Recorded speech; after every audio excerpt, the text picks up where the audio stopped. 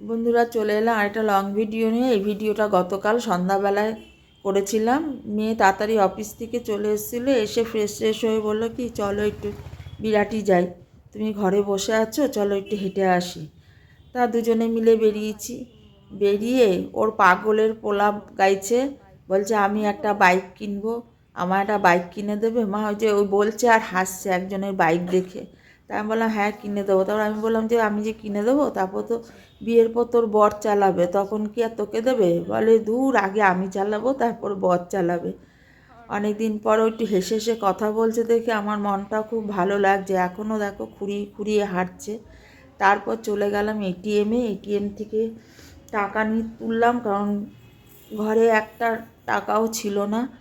এই সব কাজগুলো ওই করে, আমি করি না। তা ও গিয়ে তুলে নিয়ে আসলো। তারপর ফেরার পথে দেখো, এটা হচ্ছে সন্ধ্যামালতী ফুল। তোমরা অনেকেই দেখাও সাদা গোলাপি সন্ধ্যামালতী দেখিয়েছো, এরকম সন্ধ্যামালতী কি কখনো দেখেছো? কালারটা দেখো সন্ধ্যামালতীর। এখানে একটা বিউটি পার্লার আছে, ওরা এই গাছটাকে খুব যত্ন করে রেখেছে, কি সুন্দর কালারটা। তারপর চলে গেলাম আমার সব স্কুলের কিছু বন্ধুদের কাছে, ওদের সাথে একটু গল্প করলাম। তাদের মধ্যে এক দাদা এই ডগিকে নিয়ে আসা, আর ডগি আমার মেয়েকে খুব চেনে, যখনই যায় তখনই আদর করে। ওই মেয়ে একটু ওকে আদর করলো, করে তারপর হাঁটতে হাঁটতে আমি ওকে এইটা সাজছি সেটা সাজছি, কিছুই খাবে না। ও এসেছে, ও আমাকে নিয়ে ভুট্টা খাবে বলে সেই হেঁটে হেঁটে প্ল্যাটফর্ম অবধি এসেছে।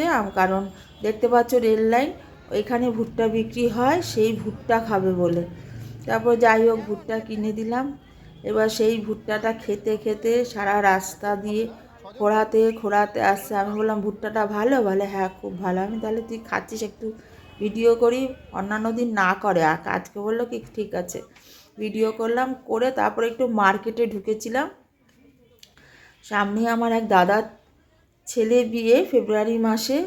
তা মনাকে তো পাই না, মানে আমার মেয়েকে সবসময় পাই না, অফিস থাকে। যাই হোক ছুটি যেদিন থাকে সেদিন হয়তো ওর নিজস্ব কোনো কাজ থাকে। তাই আজকে যখন বেরিয়েছি দুজনে মিলে, তখন আমি বললাম চ একটু, হ্যাঁ, মেজর বলে একটা আমার ভাই আছে কসমেটিক্সের দোকান, ওর দোকানে গেলাম, গিয়ে কয়েকটা জিনিস কিনলাম, কিনে নিয়ে বেরিয়ে এসেছি। এইবার দেখো সরস্বতী ঠাকুর, বিরাটিতে এত ঠাকুর ওঠে যে চিন্তা করা যায় না। দেখতে পাচ্ছ এগুলো সব দশকর্মা, কত ঠাকুর, মানে বিরাটির এ মাথা থেকে ও মাথা শুধু ঠাকুর ভরা। যাই হোক আর দুদিন বেরোবো কি না জানি না। সরস্বতী ঠাকুর সবাই কিনে নিয়ে যাচ্ছে দেখছি, আজকেই কিনছে।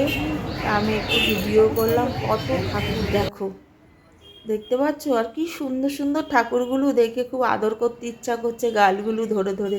সব ট্যাপা ট্যাপা গলু গলু গাল, খুব সুন্দর ঠাকুরগুলো। প্রচুর প্রচুর ছোট বড়, দেখো সোলার সাজের ঠাকুর।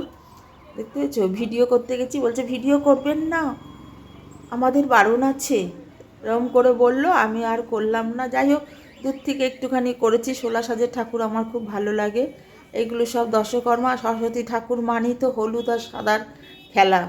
সে শাড়ি বলো, মালাই বলো, ঠাকুরই বলো, সবই দেখো প্রায় বেশিরভাগ হলুদ আর সাদা, অন্য কোনো না। তারপরে মেয়েকে বললাম কি খাবি? বলছে ভাত খাবো না, আমার ভাত খেতে ভালো লাগছে না। আমারও আর রুটি করতে ইচ্ছে করছিল না। তখন এই এগরোল মোগলাইয়ের দোকানে এসে দাঁড়ালাম। তা বলে কি একটা মোগলাই নাও, আমাদের দুজনের হয়ে যাবে। কারণ ছেলে পুরুলিয়ায় গেছে অফিসের কাজে, ও তো রাতে বাড়ি ফিরবে না, তাই আমাদের মা মেয়ে দুজনের হয়ে যাবে। তারপরে মোগলাইটা নিলাম, নেওয়ার পর বলছে, মুখটা দেখে আমি বুঝতে পারছি যে ওর কিছু কষ্ট হচ্ছে। আমি কি রে কী হচ্ছে? বলছে পাটা ব্যথা করছে। যাই হোক ফেরার সময় রিক্সা করিয়ে আসতাম, কারণ ও অনেকটাই হেঁটে, চোখে প্রথম থেকেই বলছিলাম চ রিক্সা করে, মানে না আমি হেঁটে হেঁটে যাবো, চলো হেঁটে যাই।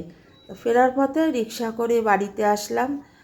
তা কেমন হয়েছে ভিডিওটা অবশ্যই জানিও। আর বাড়াবো না, ভালো লাগলে লাইক শেয়ার কমেন্ট করো। Tata bye bye.